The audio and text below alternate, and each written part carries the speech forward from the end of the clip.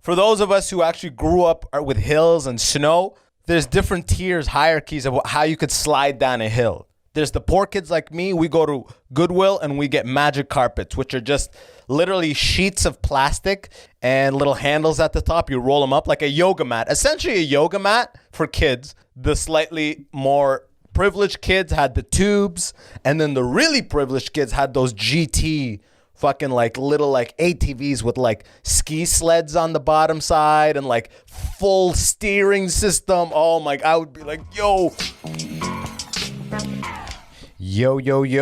welcome back to the Immigrant Section. How the hell are y'all? This will be the final solo episode of the year. 2020 is coming for a wrap. Spotify, TikTok, all these people sending up their 2020 raps. You know, this will be the podcast version of that. How the hell are y'all? Merry Christmas to those celebrating. I know a lot of you don't, but to those who do, I want to say Merry Christmas. To the rest of y'all, Happy Holidays. As my neighbors just said, Merry Christmas or whatever it is y'all do. I'm like, we're just chilling, all right? It's COVID. Nothing is different, okay? There's just trees and decorations now, so happy holidays will do, my neighbors.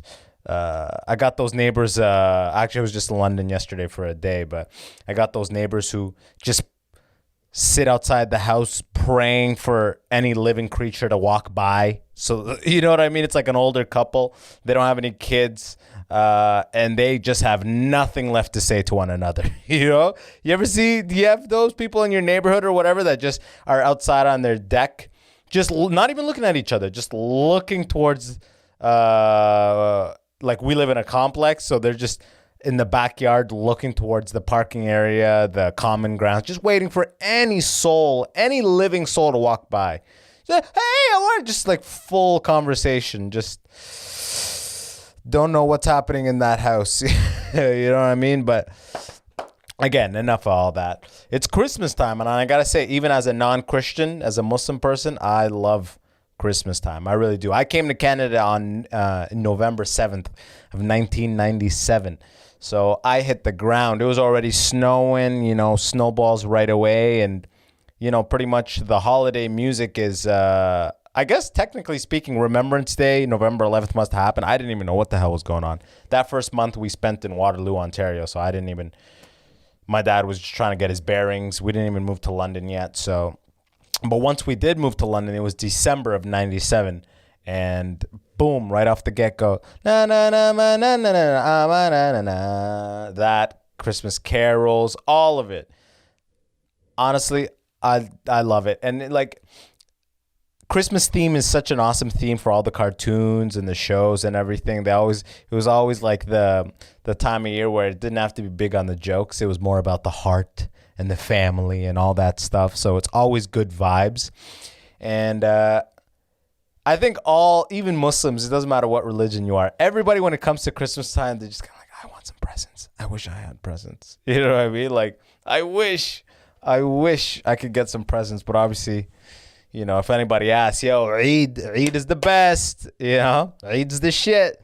Fuck it. No, we all kind of want the idea of waking up. Like, to be honest with you, I have a better idea of what a more typical Christmas is, more so than Eid, because in Eid, for those who don't know, that's like the Muslims' holiday. It comes twice a year, one at the end of Ramadan and one like 6 months after. The problem with Eid, which, you know, and it's barely a problem, but it's based off the lunar calendar, meaning every year it changes. Both of those Eid, or Eid, if you're English, right? Eid, yo, happy Eid. That's the super like culturally knowledgeable white dude. Yo, happy Eid, bro. And you're like, you don't even know it's Eid yet. You're like, God damn, nigga, it is Eid, shit. But yeah, it moves every year based on the lunar calendar. Every year it shifts. So there's never this like home-based time of year that you're like, I can't. That's what's beautiful about Christmas, about, you know, all of these like holidays that are based off the Gregorian calendar, or Gregorian, whatever it is. The North American style started with Jesus 20 years back, I guess. But Christmas, Halloween, all these holidays, they come at a certain time. So there's a vibe of it, and it comes with a season, you know? It always looks the same outside when it's that time. That's what's nice. That's the beauty of Christmas and this time of year, is that it's always at the end of the year. It always marks, you know, the end of the year right before New Year's comes, where people just get fucked up, right? People get presents in Christmas and get fucked up for New Year's. This year will probably be no exception. They're just going to do it indoors, right? Or unless you're in Florida, nothing changed from what I understand.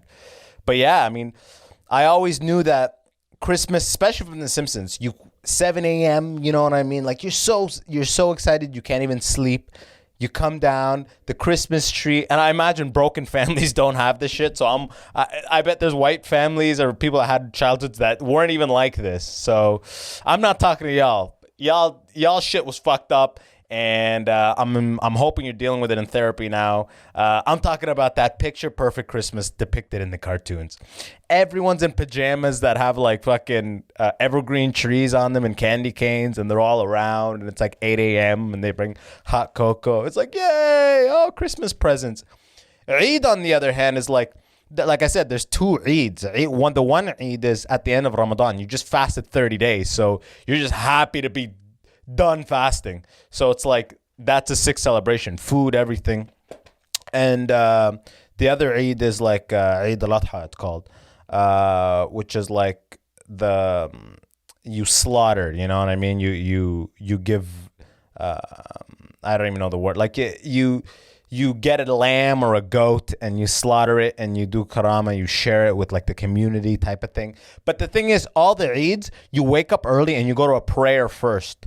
And the problem with, like, in other countries, in Muslim countries, it's awesome, right? But I grew up in Canada, so every year Eid is in a different location that houses this big Eid prayer. It's like all the Muslims of the city, thousands come, so it's like they can't house it at the mosque, so they alternate between the convention center and the Western Fairgrounds, which is like, you know what I mean, like a recreational huge space where they have like slot machines at a casino and stuff, and conventions and big sort of like halls happen, big sort of events, workshops and shit like that, you know, like all that type of stuff. So they keep changing venues to whatever can house that many Muslims. So every year, it's like, where's it going to be this year? And you got to wake up early, and everyone's getting ready. Everyone's dressed well because it's Eid, and we're always late. There's two prayers. You rush there, you do a prayer, you see your family and friends kind of, you linger for an hour, and you dip back, and then people come to the house, and like, I never really got anything. I know a lot of my friends got money, and they got gifts. I would always get like, you know what I mean? Like, we were 6 kids and we're not like living well. My mom didn't work. My dad drove a cab. So it's like there was very little to go around. So if anything, I got, maybe one time I got $20. Like if I got $20, I'd be happy as fuck. You know, other kids were getting 100 and like crazy shit. I never got that. But I could see that the other kids were getting that. But like I said, it's always different. One year was in Western Ontario. Their freaking football field. It was outdoor. We were just on the turf. It was grass or turf, whatever. The point was, it was outside. We were in the end zone. You know what I mean? No touchdown, just prayers, right? Just praying. I was just waiting for someone to just spike a ball down, start doing some showboating. No, none of that came. Actually, I'll never forget that. Eid, because I had one cousin come up to me. I think I must have been like 18. I don't even remember. 18, 17. He goes, yo, I heard you're making bear guap. He was like a thugged out dude. This dude has since died, which is the crazy part. But we won't get into that story, but it is a story for another day. But that dude was like the thugged out dude. Some guy named Shorty. It wasn't his real name. But his real name was Wahab, but everyone would call him Shorty. Yo, he came up to me that I remember we just finished prayer, and now it's like everybody's mingling, chilling, and comes up to me and goes, yo, I heard you're making bear guap. And I have to go ask my brother after. I'm like, what the fuck?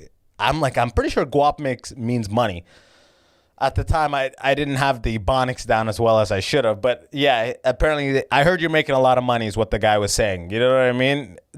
because I guess I had a part-time. I was working at Best Buy at the time, and I think maybe at that point I had already joined. No, I didn't join the Navy yet. So this was just Best Buy. So I was probably 16 or 17 or something like that. So yeah, I guess I was making bare guap. I mean, the nigga was probably selling drugs at the time, selling a little weed like everybody else. So he was probably making more, but still, I'll never forget. Yo, we're just outside. I got my prayer rug under my arm. I'm in the fucking 40 line. You know what I mean? Yo, I heard you're making bare guap. I'll never forget that. But yeah, so that's the thing with Eid. It's always shifting. It's always in a state of flux, right? You know what I mean? It's like those army kids who keep moving and they never really like get a foundation of like friends and stuff. Eid is that same kind. That's why I've always like been like, oh man, Christmas, December 25th, every year, chances are it's going to be snow on the ground. It's a little warm in Ontario or in Toronto where I'm at right now. So maybe unless it snows in the middle of the night, which is always a magical thing, right? That snow right in the beginning of Christmas.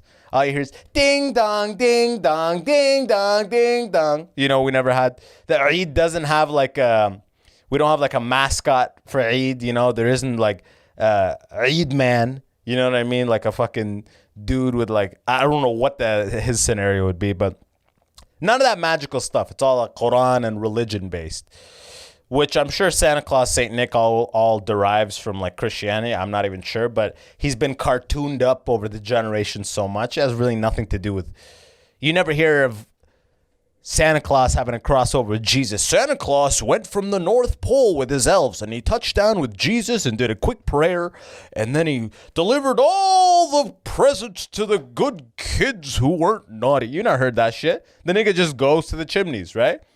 There is no Jesus crossover. So it's been very like hallmarked, which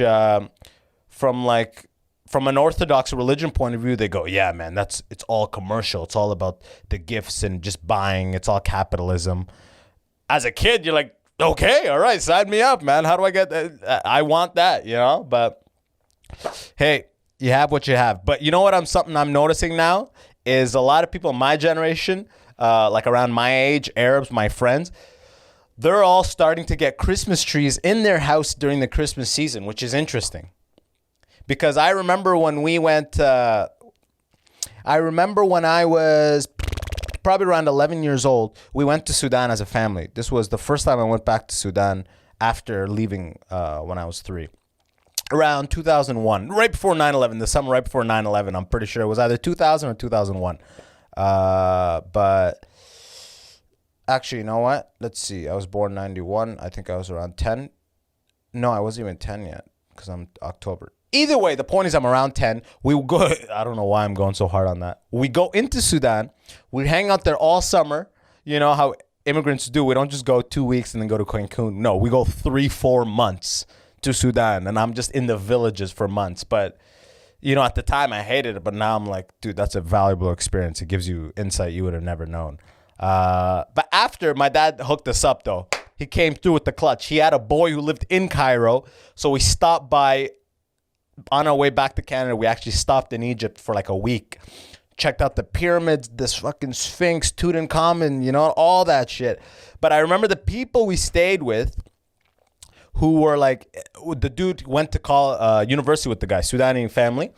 I remember they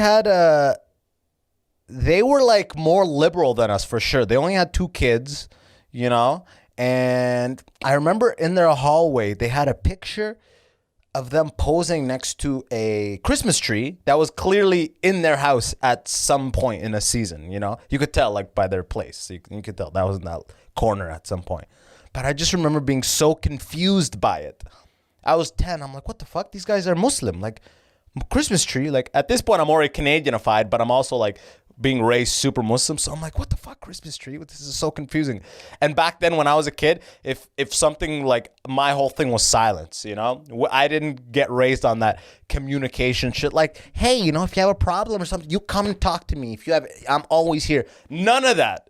It was more like, if you see something, you shut your mouth. You don't talk. It was the worst, So I just saw that. I was like, oh, fuck. I wasn't supposed to see that. And I almost like gave me shame. But for years I thought about that. I'm like, what the fuck? Because Egypt has a huge population of Christians and Muslims, and they live peacefully. among one another. So as I grew older, I'm like, yeah, there's so many Christians in Cairo.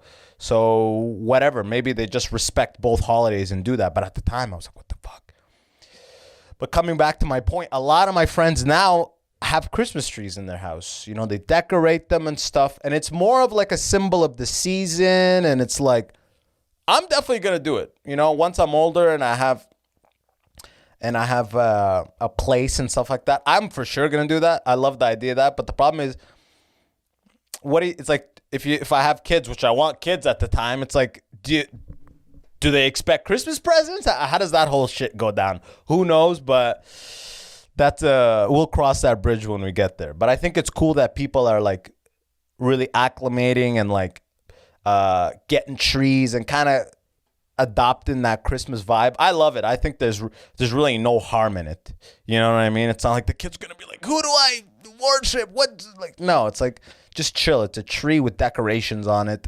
The vibe matches the vibe that is everywhere outside the house. Now the inside of the house matches the outside vibe-wise of like where you live. Like it's always, you know, you grow up as, you know, a Muslim immigrant like me. The outside never matches the inside of the house. The inside of the house is a different subculture totally. So having that consistency is kind of nice, I think. I'd like to think. Once I have a house with God, at this point, God knows how long the fuck that will take, you know? I did not exactly choose the path of financial security in the short term. Let's just say that. That's good water. Those watching will notice that I don't have any Rubicon mango juice boxes this episode. I have run out. And the grocery stores close at 6 o'clock today because tomorrow's Christmas. Yeah, that's right. I'm recording on Christmas Eve. That's how dedicated I am to my refugees. I'm out here for y'all. But yeah, though, Christmas, I remember my buddy Black Zeus, he's got a podcast. Check it out, Black Zeus, the podcast. He did a whole thing about how he doesn't like Christmas music past Christmas. He's like, just have Christmas music on Christmas Day. Not the whole month of December. I couldn't disagree more. Dude, right when December comes and like, jingle bell, la, na, na, na. It's just good vibes. Like I said, like I came here at that time and it's like good shit happens. It's always envy though. This whole season is attached with envy for me because I'm like, oh, I want kids come back in January. They got the GT. You know, remember that?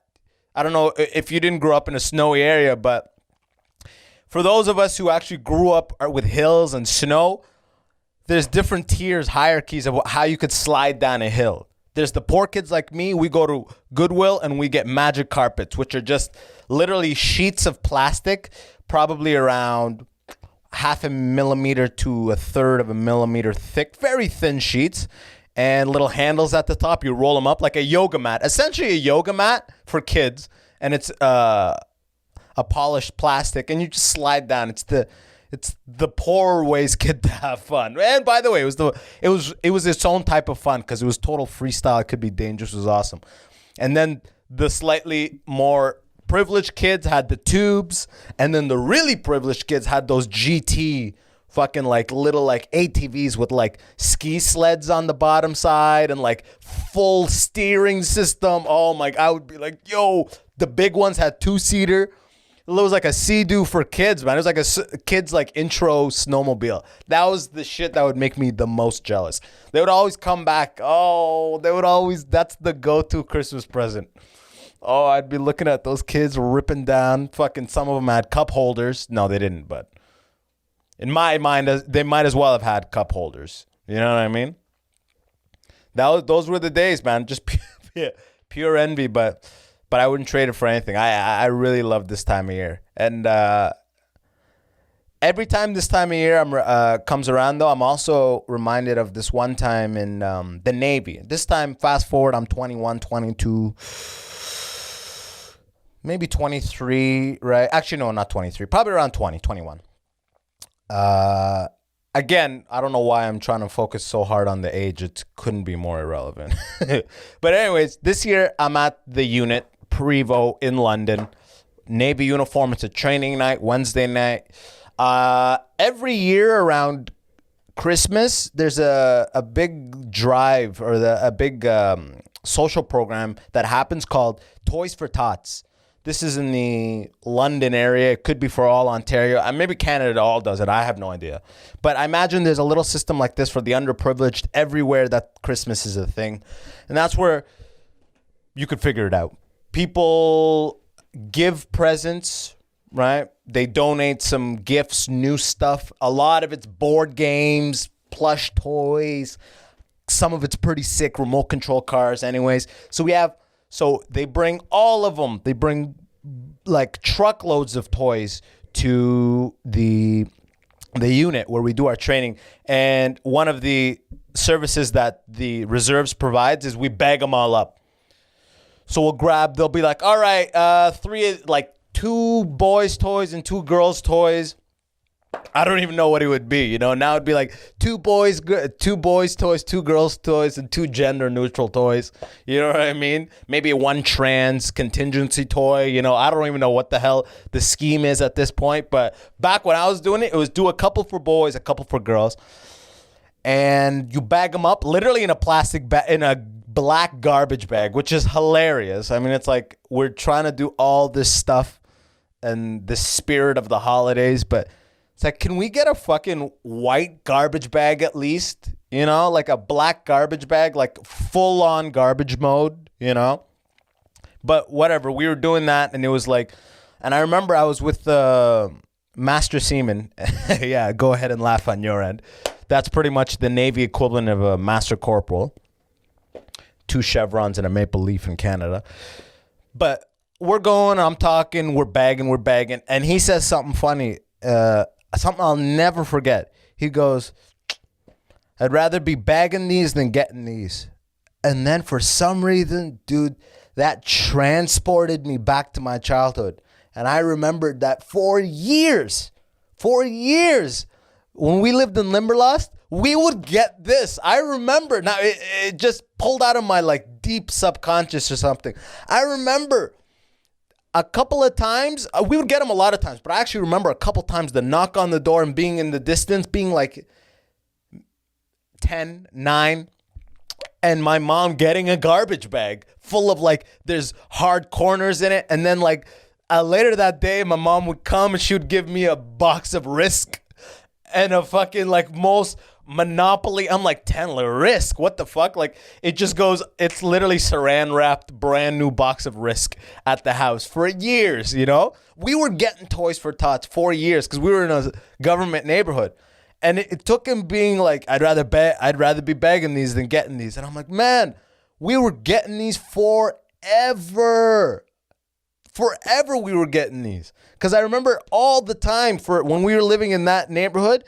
For some reason, my mom would just always come in and just have board games that like were way too old for us, and we didn't give a fuck about board games at all. We wanted like a soccer ball. We wanted remote control car. Every now and then, like I remember, it would be like a remote, and we'd be like, oh fuck, but there'd only be one of them, and it'd be me and my brother, who were like the same age, fighting over like it's a remote control car and a fucking.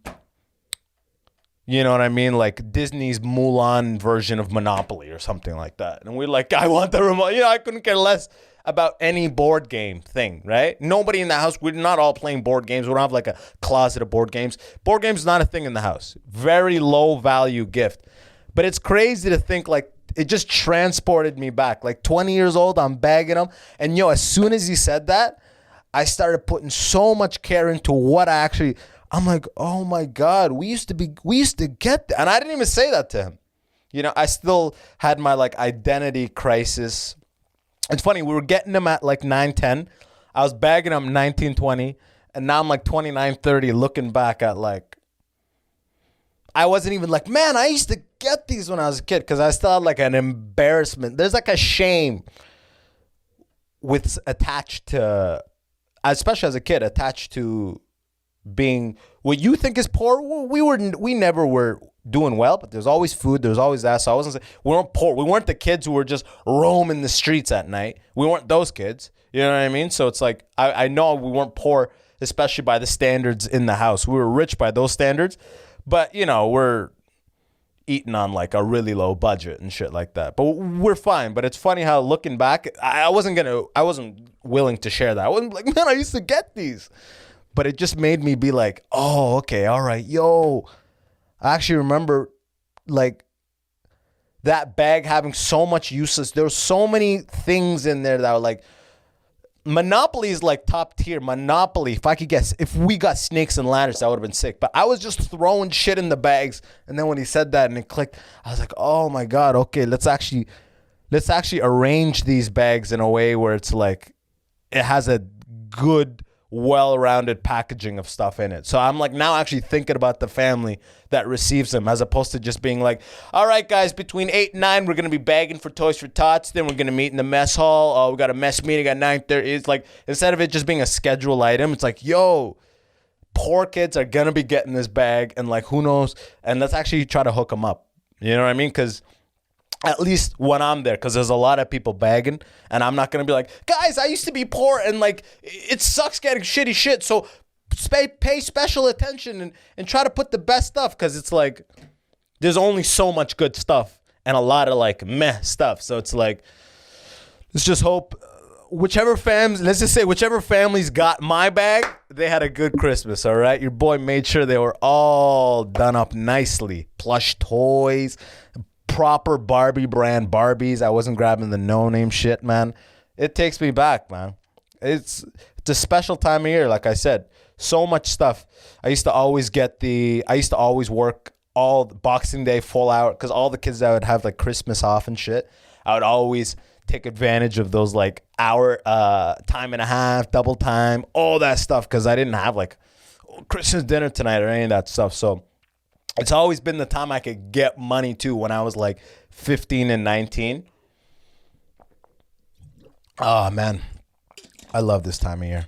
I really do. But this is the final episode, the final solo episode. I'm dropping a episode with my buddy Ahmed next week. That'll be the final episode of the podcast for the year. But you know what's funny? For some reason today, I was looking through my voice memos. When I was doing stand-up back in the day, in the Stone Ages, years back ago, it seems like a different time. When I did stand-up, I would record every set. And for some reason today, March 12th, I went back. And I record the video on my cell phone, but I'd love to grab my cell phone and just play this back to y'all. But I was listening to the very final sets that night, the night where it's like, this was the final night on stage. Tomorrow is full lockdown. It was March 12th. I believe it started March 13th was when it was no more. But it was so funny, the vibe, because I keep bringing up the pandemic. I anytime I say like, by the way, back then you're not even saying COVID-19. You're saying full coronavirus. And you're saying novel. Remember how they're like, the novel coronavirus? They love dropping that novel every second. The novel, it's the novel. Back then it was like, people weren't willing to joke about it yet. It was so fresh. Every time I would mention coronavirus on stage, it would just suck up the room. And I would try to make a joke about it, and nothing would work. Because it was like, it literally seemed like a nuclear bomb, like everyone could see that was headed. Like, I don't know if you remember that Simpsons episode where they had the missile coming.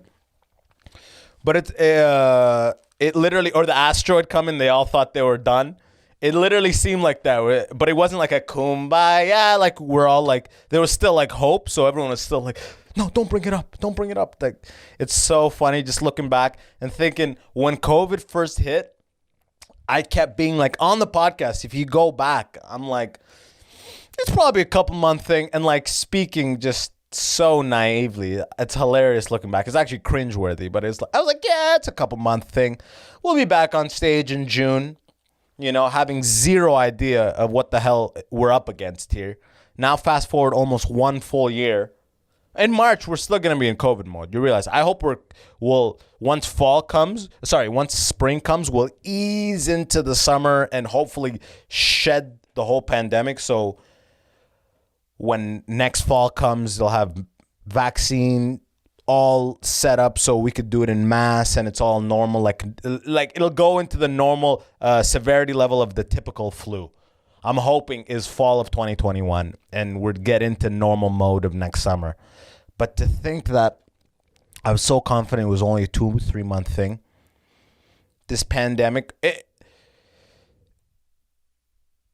it's going to be something that's so valuable having went through it though, because now we get the idea of a pandemic. We get what to expect, especially as someone who creates content now, and businesses too, like especially businesses who died or businesses who suffered as a result of like a total shift in how they can operate.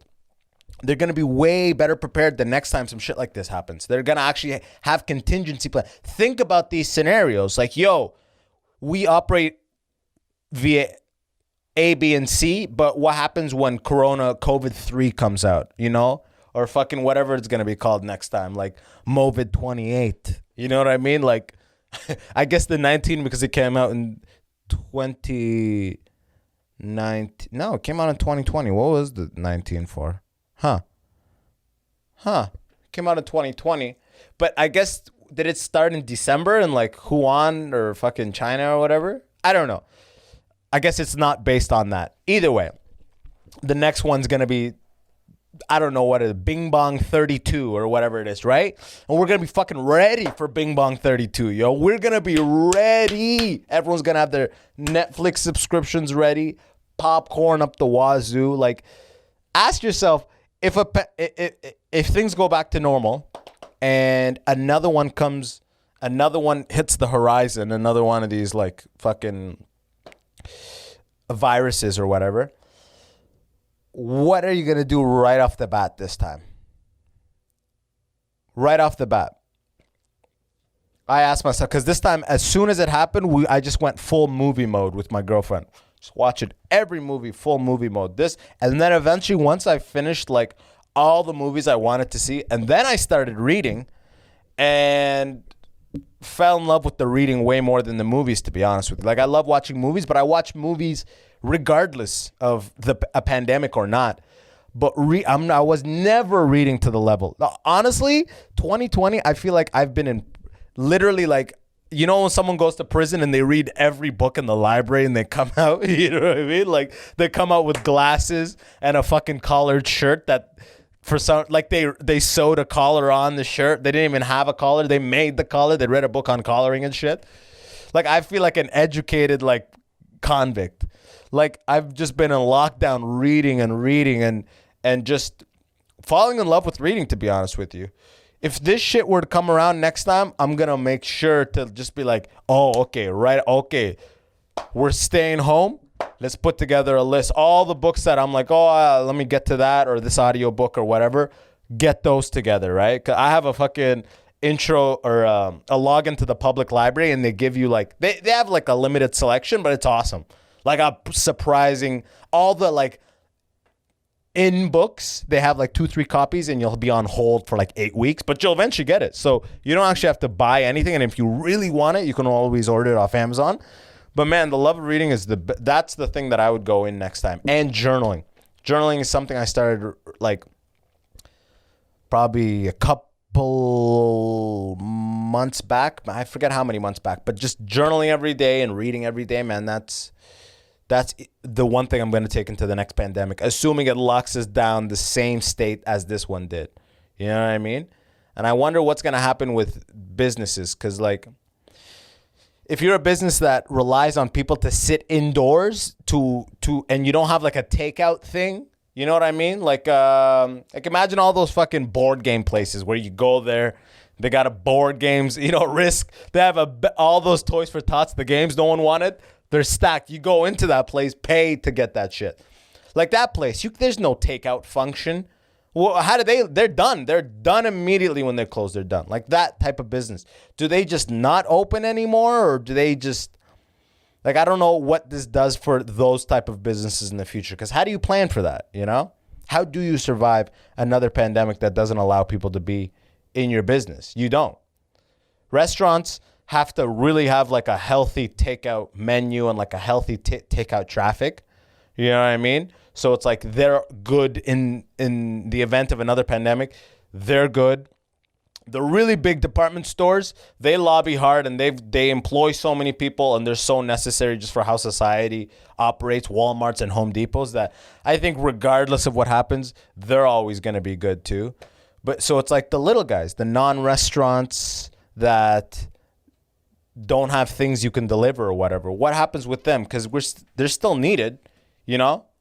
Like we had a place called Adventures in Wonderland in London, which is like where kids go. There's giant jungle gyms and laser tag and this and that and this, like that type of shit. That you can't do that shit in a pandemic. They're just done right away. Like they can't like have outsourced services where they bring small versions of their games to your house. How are they gonna bring laser tag to your house? You know, how do you bring bouncy castles to a house for one kid? It's not feasible. But all this stuff is stuff people want. So it's like maybe people just open it up and just go, hey, let's hope another pandemic doesn't come anytime soon. You know what I mean? Like, let's just hope for that. We get a good 5-10 year run. But the Spanish flu technically was the last one that was like, was it the Spanish flu? Let's say the Spanish flu was the last one that like did this to society. And that was like, what was it, 90, 100 years back. I need to have another laptop or an iPad here just so I could be Googling this shit. That's what's funny about doing this podcast in this basement. Which, by the way, I want to look back at that too. A whole year I've been in this basement recording. If you started watching this podcast when I first started, I was over at Chum with Patrick, the producer at the time, for the first 30 episodes or so. But the problem with being back there was that I used to record the podcast in a radio, a radio station at night. And the producer, Patrick, he worked the night shift. So he would just let the doors open for comedians who wanted to run podcasts. So I'd run podcasts there. But the problem was I could only get guests. I only had one slot a week where I could get guests. And it was 11:30 p.m. on a Monday. And this is pre-COVID, you know? And if you're like, how hard is it to get people 11:30 p.m. on a Monday? You know, thank God it's comedians who are a little easier, but like that's a tough block to convince someone, you know? So ever since I moved it here, it's just been flexible as all fuck. And I'm happy as hell it's in this basement, to be honest. It still needs work. You can't, if you're watching the video, which you shall be watching the video. I put a lot into the studio. There's that gap right there between the Dragon Ball Z poster and the Immigrant Section sign. I got a Canadian flag for it, but it's way too small, and I want to have something in there. I'm like an obsessive compulsive person, so I'm like, that fucking gap. That gap is killing me, you know? But I'm going to drop 86 next week, so we're literally coming up on 100 episodes. When I first started this podcast, I was like, man, if I could get to 50, that would be crazy. To think that I'm almost at episode 100, that's amazing. And like, it literally feels like a ride, and it's only getting better. And the plans I have for it are only going to make it reach further and further. Because actually, people think a podcast is just like, you just record. Just grab a microphone and you record and you're good to go. But sure, I mean, that's like level 1 shit. I could grab my cell phone, do a voice memo for an hour, no video, and post that up. It's going to sound like ass, but if I'm saying the craziest, awesomest shit, then sure, maybe it could take. But no, there's so much fucking to it, yo. Like, I have my laptop and I have my phone here, and I can't use either because they are fully in use in operation. The laptop records the audio. Like, I wish I could just show this place. The problem is I framed it all up, so if I were to move shit, I might fuck it up for the rest of here. So I'm not gonna do anything. Actually, yeah, I'll leave it for now. But yeah, like proper mic setups. Get a proper mic. It needs to record into the laptop. It needs to get edited. The video is being recorded. I used to have 2 separate cameras, but I realized that the iPhone cameras are so much better, you know, especially for low light. Like, this isn't low light, but like, this isn't like studio lighting. So iPhone's way better. So you have to sync that. You got to put flair on it. Like, it's all like the branding has to be. It's so much. Every episode is so much fucking work. But I only want to make it better. I only want to grow this more.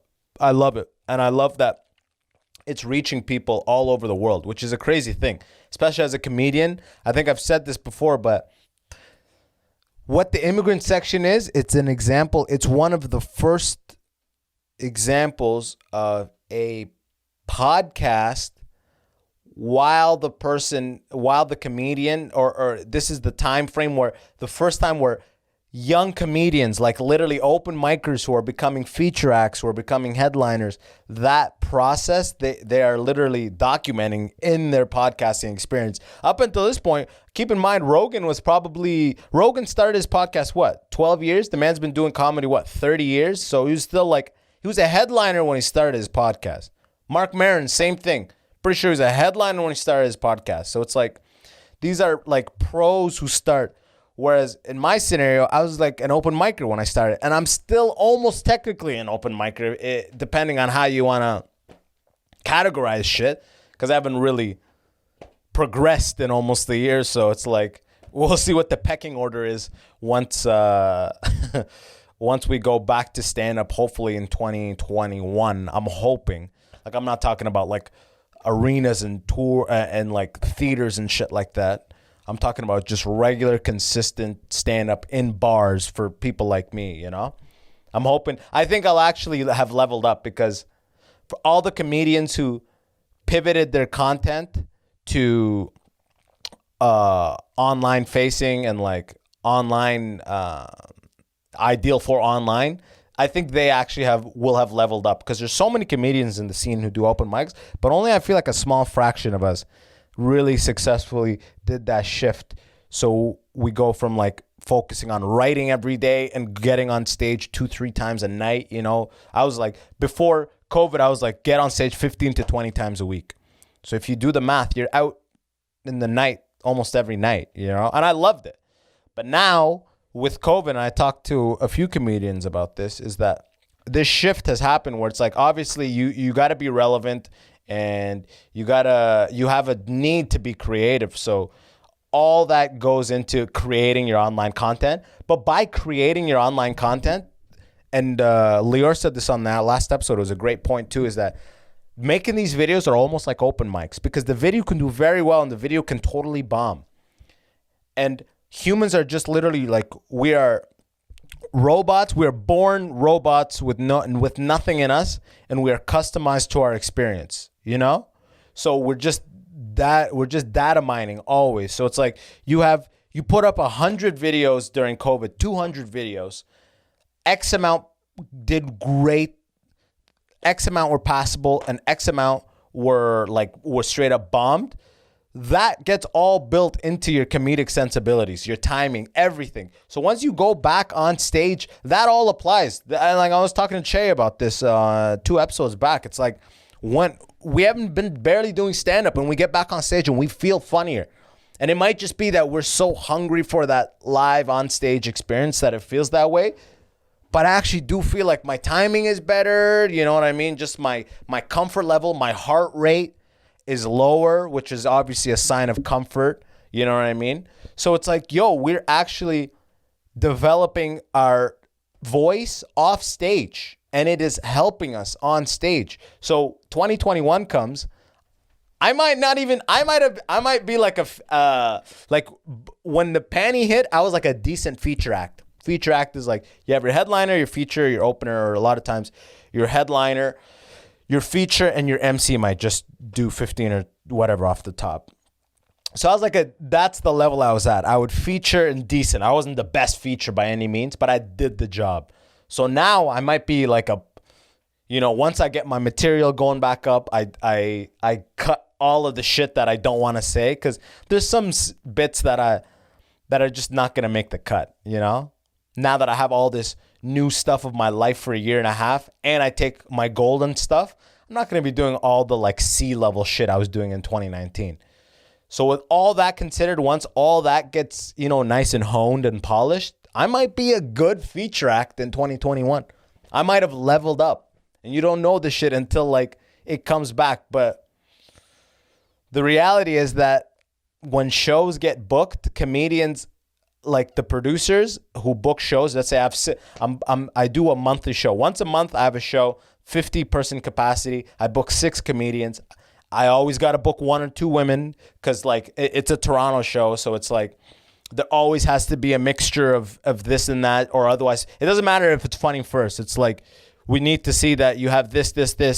Okay, you have that. Okay, all right. Now let's see what the show is like. Whereas like everywhere else, it seems like it's like let's watch the show and then we'll decide.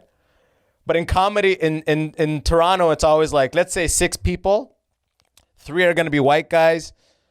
You need a woman or 2, and you need a black dude or a person of color. Like, that's usually how it goes. You'll have, like, one person. And what's awesome is I was the go-to person of color for these shows. So I'm not complaining about this fucking system. As shitty and, like, two-faced and hypocritic as it may be, it's like I'm not complaining. It's benefiting me, right?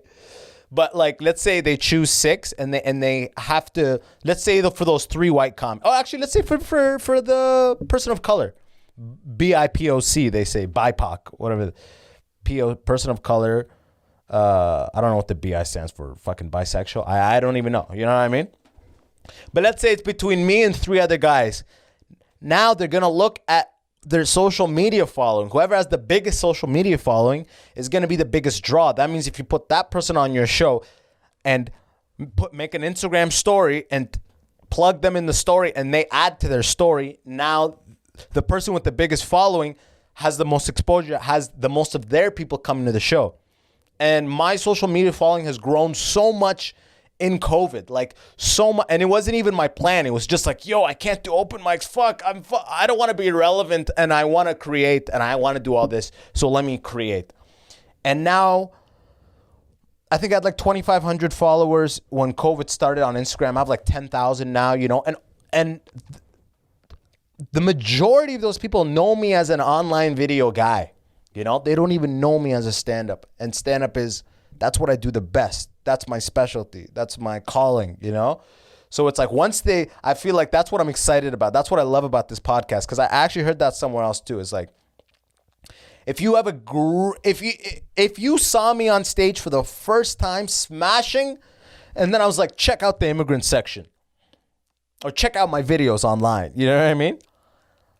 That is the non-ideal way to approach it, because it's like, that's sick. Now I have a fan. They saw me kill. They love my content. Now watch my shit online. Watch all my extra content I'm pumping out. But the podcast is long form, you know? So it's not about being constantly funny. It would be nice if I was constantly funny. I'm not that guy, right? It's just being long form, long-winded. You could fully explain shit. So it doesn't hit as they call it, laughs per minute. The LPM is nothing like what they saw me, their first impression. So they're like, oh, the podcast is good, but it's not like him on stage, which of course is the case with every comedian. But what's beautiful is if you heard me from the podcast and you watch my videos, those are like my B and C tier of like how I get my shine across. You know what I mean? If they like me there and then come watch me live, you have a fan for life. Because like the watch me live, if you put that at the end, that's what I'm best at. So it's like, that's how you hammer the nail into that coffin, which is a terrible analogy to use right now, but that's how you hit the fucking nail right on the head. There we go. Gah! You know what I mean? Like, that's how you lock somebody in. And now I have, like I said, the majority of the people who follow are like literally people that haven't seen me on stage. So I'm fucking excited to get back on stage. That's the biggest excitement. They say 2020. What a perfect year to have this 2020 vision, they say, right? And I'm just so excited. It's further cemented that there's nothing more I want to do than stand up. And I'm not even like, there's like a couple shows you could be like, you know, running around trying to get, there's like all the cities in Ontario that like still haven't done this full lockdown that can technically, there's like sometimes a show here and then, and there's like a couple of my comedian friends are like getting obscure shows here and there. And I'm not even dying to get that, because I know once it consistently is back, once it's consistently back, and I'll actually be able to work away at like, I don't want to just want a one-off in a month just to go up in there and be rusty. I want to be back consistently so I can actually develop this and develop my time back again. And then I want to put together a tour 2021 if it's possible, if not 2022. But it's funny looking back though, because I would have never seen this. My whole obsession at the beginning of this year, believe it or not, was trying to get into Fringe Festival with my buddy Conrad and Zeus. Black Zeus, me and Conrad, we're all applying to go to Fringe. We're like, we'll do like a black show. If you don't know Edinburgh, Scotland, they have a Fringe Festival every year. It's like a big art festival. A lot of the big comedians have done it. Everybody's done it. You know what I mean? Even Chappelle's done it like in the 90s or 80s, whatever. Right? You go there. A lot of people, tourists, comes through and they watch one-man shows and they watch stand-up and they watch magic and they watch any sort of art exhibition type of thing. And we got denied. We got rejected. Yeah, we were so excited. We filled out the whole thing. We gave the whole show idea. Denied. And I was, I'll admit, I was a little down. But boom! Guess what happens? Coronavirus happens. Fringe Festival 2020 canceled. And we're going to make the attempt. Probably I'm not even going to, because right now, this is when applications are. January is when they close. So it's like 2021 is probably a mulligan as far as like Fringe is concerned. Maybe it's still good. I'm not even sure. It's such a big investment. Who knows if they're even running it. But 2022, at that point, I'll be a fucking 6-7 year comic.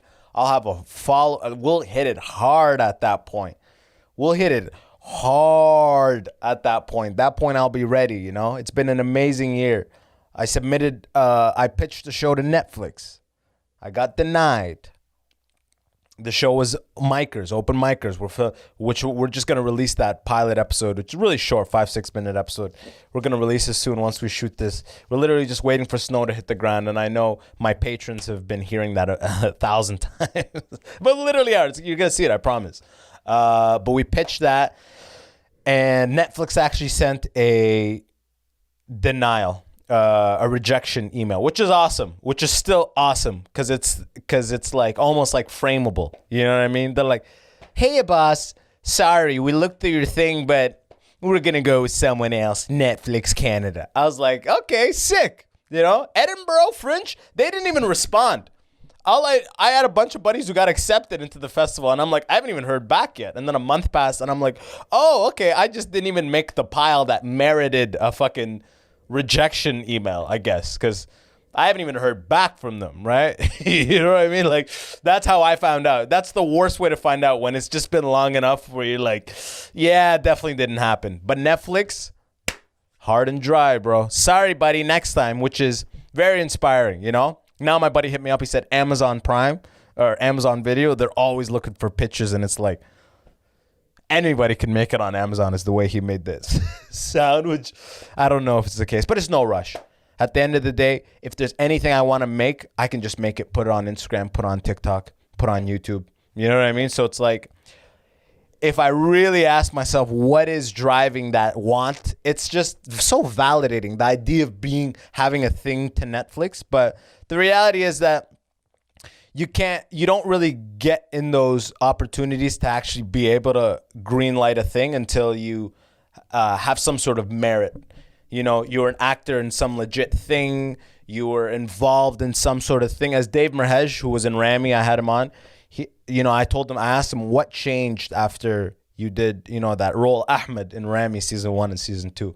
And he goes, well, now your voice carries more weight. Now you're in different rooms. You know what I mean? So it's like, I can keep having these great ideas, but unfortunately, I really got to attach myself to some sort of legitimate thing before as far as like wanting to make a show on like a network or these streaming platforms, Netflix, i.e. Netflix, Amazon, right? Because like I said, you could do everything yourself. But this episode of Micers that we're going to release soon, it costs almost $1,000 to shoot that, with all the rentals and the sound guy and everything. So it's like, sure, I want to shoot everything myself and like just do it yourself. Like, it's very easy to say that, but when it comes down to it, if you want to shoot it in a high quality, if you want to create the thing you imagine, it costs money, and if you don't want to drop 10 out of your pocket because you don't have 10 in your pocket, then you got to get picked up by somebody, you know what I mean? and then begin that whole process that fuck Chappelle over with Comedy Central. It's just a vicious cycle of like the lust to get validated and be seen, and the greed of like the people who pick you up that will exploit you. And then that cycle continues until you emerge and can pretty much be the actual body that does the deciding. You know, Jay-Z went through all the labels, and then now he's got Tidal. You know what I mean? Eventually you break through and you are the person. You are the business. You know, you're not just a creative anymore. And that's the end game. But it's a long life, and it's been a long year. So I think I'll leave you at that. I think I've done about an hour. Y'all are the best. I'm dropping this episode for everybody, you know, this as a Christmas gift, holiday gift to y'all. These are the solo episodes I do usually for the patrons. So if you like this, if you fuck with this, you could always support me and support the podcast and support all the developments that I'm trying to make. Like I said, I'm trying to set it up with a Rogan-style studio with a table in the middle, and actually shows whoever's talking gets the camera on them. That it's a 2-camera and splitter setup that I don't have the money for, but that's something I really want to do, because when you watch the full episodes, you notice we're looking toward the camera and kind of adjusting, doing this thing. Oh, it's funny that you said that. Like that shit, it's just so fake. I don't like that. You know, I want to be facing the guest, and that's going to hopefully eventually down the road, if I can get the patronage up to a point, I'll be able to make that investment. But yeah, like I said, if you like these solo episodes, I drop them once a week normally. This is just a little gift for y'all out there. Join the Patreon, Immigrant Section, patreon.com/the Immigrant Section. Besides that, tell your friends about the podcast. That's how we're growing. Just tell one friend if you enjoy it. Merry Christmas if you celebrate. Happy holidays for the rest of us. And let's just hope 2021 is the end of this COVID thing and we swing right into a 2021 pandemic-free summer. God willing. Inshallah, the Muslims say. Inshallah, God willing. Yeah? Until next time, y'all the best. Peace. Yo, and that's the episode. Remember, if you liked it, smash that subscribe button so I can give you updates. And until next time, it's your boy, Abbas Wahab. Easy.